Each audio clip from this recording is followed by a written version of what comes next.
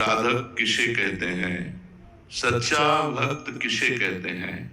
जो गुरु और शास्त्र की आज्ञा के अनुसार चलता है, जो निरंतर भगवत परायण है, जिसके चिंतन में केवल प्रभु हैं, जहां देखता है, जो भी सुनता है, जो भी बोलता है, केवल भगवान से संबंध रखकर जैसा गुरुदेव आदेश किए पूर्ण श्रद्धा और विश्वास के साथ वैसे ही चलता है, उसको गुरु वाक्यों में कभी कोई शंका संशय नहीं है, उसे सच्चा साधक कहते हैं, सच्चा भक्त कहते हैं।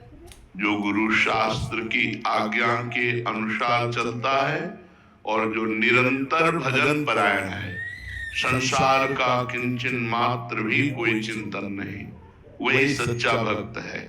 सब साधन कर यह फल सुंदर, प्रभु पद पंकज प्रीति निरंतर। अपने इष्ट देव का निरंतर चिंतन होना अबाध गति से, अव्यावृत भजना, अखंड, यही सच्चे साधक का लक्षण है। उठते बैठते चलते फिरते खाते हमसे शास्त्र विमुख आचरण न हो जाए, गुरुदेव की आज्ञा का उल्लंघन न हो जाए और हर समय प्रभु की मधुर मधुर स्मृति में डूबे रहे, ये सच्चे साधक का लक्षण है। भक्ति मार्ग के साधक में प्रधानतया कौन से गुण होने चाहिए? भक्ति मार्ग के साधक का प्रधान गुण है निरंतर भजन, तत्परता, भजन के लिए व्याकुलता। ये सब बाहरी आचरण भगवत प्राप्ति कराने में समर्थ नहीं है। अंदर की स्मृति जागृत हो जाए, यही बाहरी साधनों का फल है। उठते बैठते चलते फिरते कुछ शायर प्रवृत्ति के होते हैं, मुझे सेवा नहीं करनी क्योंकि सेवा में भजन छूट जाता है। तो सेवा किसकी कर रहे हो? भज धातु सेवायाम।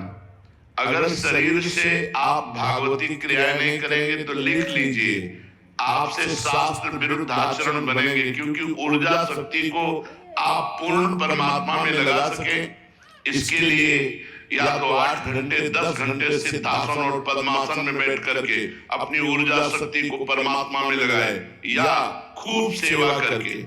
नहीं तो ब्रह्मचर्य रहना कोई खिलवाड़ नहीं है, भगवत चिंतन बनना कोई खिलवाड़ नहीं। आप लोग देख लीजिए, आप सोहनी लगा रहे हैं श्री जी के लिए, आप पोछा लगा रहे हैं श्री जी के लिए, आप चवर डुला रहे हैं श्री जी के लिए, रसोई मनिया कर रहे हैं श्री जी के लिए। आप जितनी भी किसानी, व्यापार, नौकरी, सबको भगवत सेवा बना लीजिए, तो आप देखिए आपका हृदय पवित्र होने लगेगा और पवित्र हृदय में भगवत स्मृति जागृत होती है। एक कायर होते हैं, मैं एकांत में पड़ा रहूंगा, मेरे से तो कोई सेवा होनी नहीं क्योंकि सेवा करते समय भजन छूट जाता है। ये भजनानंदी का लक्षण नहीं है। सिद्ध माधवदास बाबा ब्रजमंडल में जब आए तो एक आश्रम में रुके, तो पहले पूछा मुझे सेवा बताइए, तो उनका आप वृद्ध हो, आपकी कोई सेवा नहीं। तो उनका मैं आश्रम में नहीं रुकूंगा। तो उनका नहीं, आश्रम में तो रुके, संत हो आप। अब ये नहीं जानते थे सिद्ध माधवदास बाबा जगन्नाथपुरी के हैं। तो उन्होंने कहा फिर मैं सेवा देता हूँ कंडा थापने की। तो कंडा थापते गाय के गोबर के, और उन्हीं के लिखे हुए ग्रंथ जय जय जगन्नाथ का वहां कथा हो रही थी। कोई नहीं जानता था कि रचयिता और सिद्ध पुरुष कंडा थाप रहा है। जब वहां के संत लोग और आए और देखा माधवदास बाबा साष्टांग दंडवत, लोगों ने पूछा कोई ये विशेष है? अरे बोले सिद्ध महापुरुष है जगन्नाथपुरी के माधवदास बाबा। अरे माधवदास बाबा है। एक वयोवृद्ध भगवत प्राप्त महात्मा बिना सेवा के आश्रम में नहीं टिकता। हम लोग जवान हो करके खाना चाहते हैं अच्छा अच्छा, पहनना चाहते हैं अच्छा अच्छा, ये कायरता है, ये भक्ति नहीं है। भक्ति का प्रधान गुण है शरीर से सेवा और मन से सुमिरन। सेवा और सुमिरन दो के द्वारा ही भगवत प्राप्ति होती है। अगर बाहरी सेवाएं हम गुरु सेवा, भक्त सेवा, संत सेवा, भगवत सेवा ना करें तो आंतरिक भजन स्टार्ट ही नहीं हो सकता, चल ही नहीं सकता। आप देख लीजिए, आंतरिक भजन तभी चलता है जब हमारे पाप नष्ट होते हैं। बाहरी सेवाओं से शरीर के द्वारा की हुई स्थूल पाप नष्ट हो जाते हैं। फिर अंदर जब सूक्ष्म चिंतन होता है तो पाप की प्रवृत्ति भी नष्ट हो जाती है, फिर विक्षेप रहित भजन होता है। तो भक्ति मार्ग में प्रधान गुण है भगवत सेवा और भगवत भजन। भगवत सेवा में समाज सेवा, गुरु सेवा, माता पिता की सेवा। पहले प्रेमानंद बाबा जी के गोटी गोटी प्रणाम है। आज जो मैं बताने जा रहा हूँ उस सुनकर आप लोग अचकनक में पड़ जाएंगे। ये मेरे बात को बिल्कुल सुन कर जाइएगा, वीडियो को स्किप मत कीजिएगा। आज जो प्रेमानंद बाबा जी बोले हैं बिल्कुल सच बात बोले हैं। माँ बाप कर पहले सेवा कीजिए, माँ को भी सेवा कीजिए, अपने पिता को भी सेवा कीजिए। अगर ये दोनों को सेवा नहीं किए ना तो मान लीजिए कि अपने जीवन में कुछ भी नहीं किए। तो माँ बाप का सेवा कीजिए। बहुत लोग होते हैं कि अपने माँ बाप को छोड़ देते हैं, अपने पत्नी के साथ में रह जाते हैं। बहुत लोग ऐसा होते हैं कि अपने माँ बाप को छोड़ देते हैं, अपने पत्नी के साथ में रहते हैं। वो माँ बाप पे क्या बीता होगा तुम्हारे को, जब 9 महीना माँ कोख में रखी है। वो बाप पे क्या गुजरा होगा जो 1 रोटी खाकर तुमको 2 रोटी खिलाया होगा। वो बाप के क्या पर गुजरा होगा। तो आप लोग माँ बाप को सेवा कीजिए। बहुत लोग होते हैं आश्रम में छोड़ देते हैं, रोड पे छोड़ देते हैं।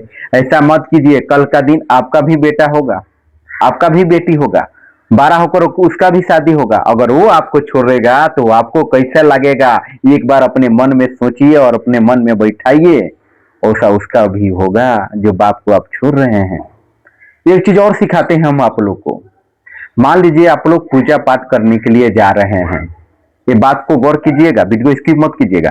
मान लीजिए आपने पूजा पाठ करने के लिए जा रहे हैं, 1 लोटा दूध लेकर जा रहे हैं और एक थाली में पूरा फल का सामान ले जा रहे हैं, जिसमें सेव रहेगा, केला रहेगा, अनार रहेगा। मान लीजिए बाजू में एक लड़का खड़ा है और एक लड़की खड़ी है। लड़का मध्यम मान लीजिए कि 2-3 साल का है, वो दूध के बिना प्यासा है, भूखासा है। वो जा रहे हैं आप जल चढ़ाने के लिए, मान लीजिए किसी भगवान के लिए जल चढ़ाने के लिए जा रहे हैं। वो जल जो दूध का लिए हैं, जो लड़का रो रहा है मंदिर के साइड में, उसको अगर जल पिला, वो दूध पिला देंगे ना तो भगवान बहुत खुश रहेंगे।